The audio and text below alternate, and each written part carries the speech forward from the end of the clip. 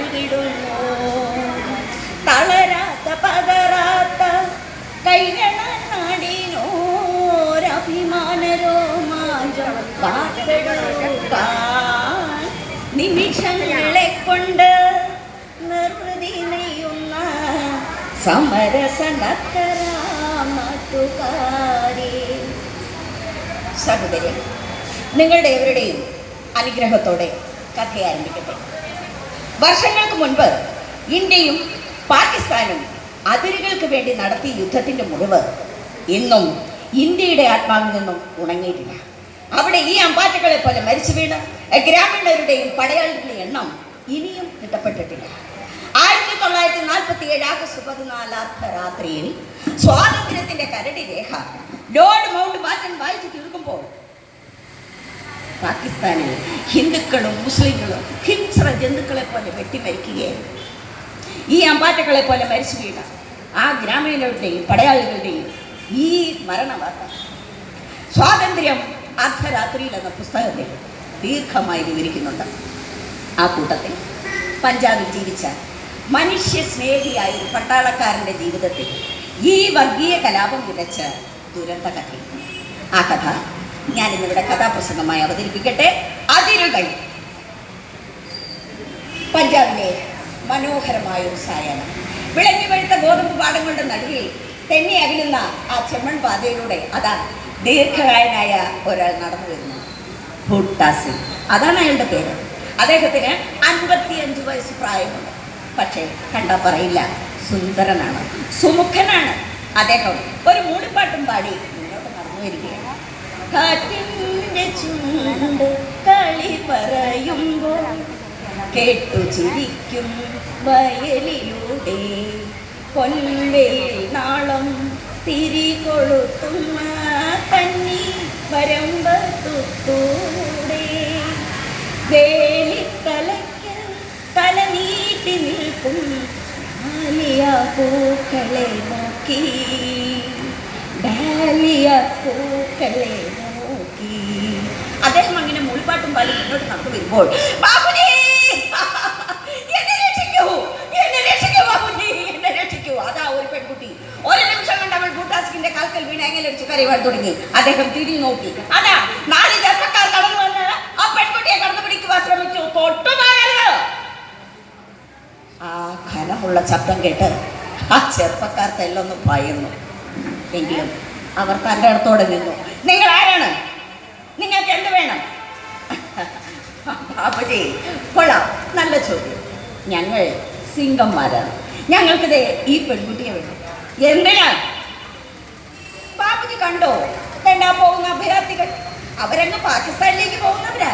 ആ കൂട്ടത്തിൽ ദേ ഇതുപോലുള്ള നല്ല മണി പോലുള്ള 3-4 എണ്ണത്തെ പിടിച്ചങ്ങ് പട്ടാള ക്യാമ്പിൽ കൊണ്ട് എത്തിച്ചാൽ ഒരെണ്ണത്തിന് 1500 രൂപ വെച്ച് ഞങ്ങൾക്ക് കിട്ടും.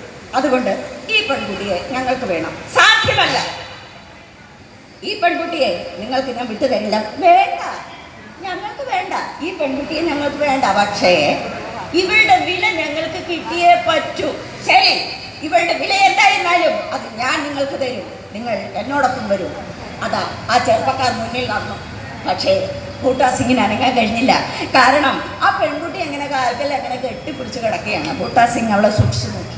അഴിഞ്ഞുലഞ്ഞ വസ്ത്രം, പാറിപ്പറന്ന മുടി, നളിനജാലങ്ങൾ തളുത്തുപോകാലിൽ മൃണാളനാളങ്ങൾ തലചാത്തിയോ കുളചന്ദനത്തരോ പടരുകയോ മുന്നിൽ കളഭനി പിണ്ണം അലിയുകയോ എന്ന കൂടി. നീ എന്നോടൊപ്പം വരൂ. അതാ ഭൂട്ടാ സിംഗ് മുന്നിലും ആ പെൺകുട്ടി പിന്നിലുമായി നടന്നു. അവർ ഭൂട്ടാ സിംഗിന്റെ വീട്ടിലെത്തി. അദ്ദേഹം നോട്ടുമായി തിരിച്ചെത്തി. ഇതാ നിങ്ങൾ പറഞ്ഞ 1500 രൂപ കൊണ്ടുപോയിക്കോളൂ. ആ നോട്ടും വാങ്ങി ഓടി മറയുന്ന ചെറുപ്പക്കാരെ ഭൂട്ടാ സിംഗ് നോക്കുന്നു. ബാബുജി,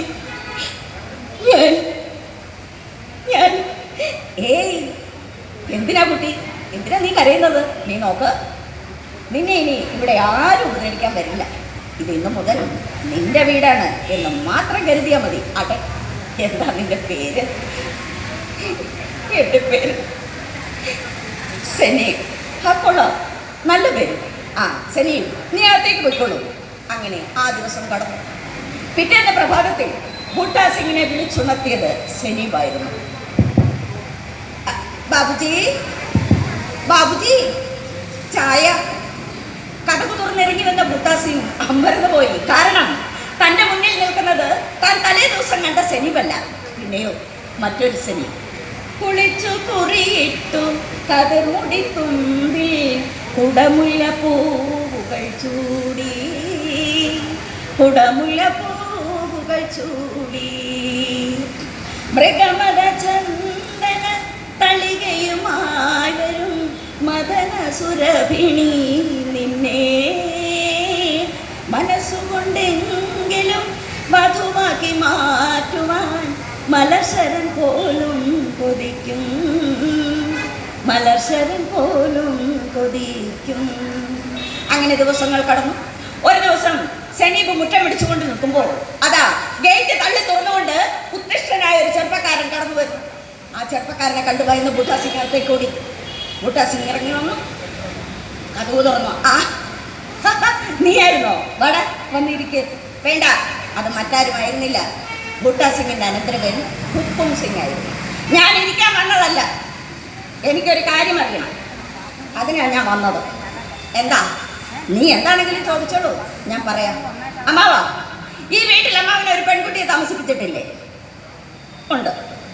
അതൊരു മുസ്ലിം പെൺകുട്ടിയല്ലേ? ആണ്. എന്താ? അമ്മാവൻ ഇത്രയും പ്രായമായിട്ട് വേണമായിരുന്നു ഈ പേരുദോഷമൊക്കെ കേൾപ്പിക്കാൻ. ഞങ്ങൾക്ക് വെളിയിലിറങ്ങി നടക്കാൻ വയ്യെന്നായി. നാണം കെട്ട കേസ്. നിങ്ങൾക്ക് പ്രായം ഇത്രയുമായില്ലേ? വിവാഹം കഴിക്കണമായെങ്കിൽ നേരത്തെ ആകാമായിരുന്നില്ലേ? ഹുക്കും സിംഗ്, നീ അതിര് കിടക്കുന്നു. ഞാൻ എന്താ പറയാ? ആ ഹുക്കും സിംഗ്, നിനക്ക് വേറെന്തെങ്കിലും സംസാരിക്കുവാനുണ്ടോ? ഇല്ല. അമ്മാവാ, ഈ പെൺകുട്ടി പറഞ്ഞേക്കണം. സാധ്യമല്ല. ഇവിടെ നിന്ന് പറഞ്ഞേക്കേണ്ടത് ഈ പ്രപഞ്ചത്തിന്റെ തന്നെ ആവശ്യമായാൽ പോലും ഞാനത് ചെയ്യില്ല. ഹുക്കും സിംഗ്, നിനക്ക് പോകാം. ഗേറ്റ് തള്ളി തുറന്നുകൊണ്ട് ആ ചെറുപ്പക്കാരൻ നടന്നു മറയുന്നത് ബൂട്ടാ സിംഗ് നോക്കി നിന്നു. ബാബുജി, ഞാൻ പോയിക്കൊള്ളാം, ഞാൻ പോയിക്കൊള്ളാം ബാബുജി.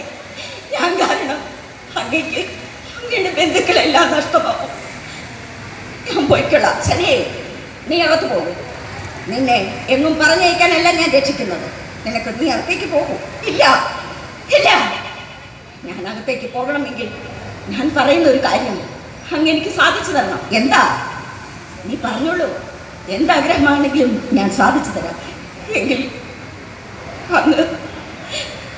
അങ്ങനെ വിവാഹം കഴിക്കണം. സനേ, നീ എന്താ കുട്ടി പറയുന്നത്? നിനക്കെന്റെ പ്രായം ഓർമ്മയില്ലേ? അറിയാം, അങ്ങയുടെ പ്രായം എനിക്കറിയാം.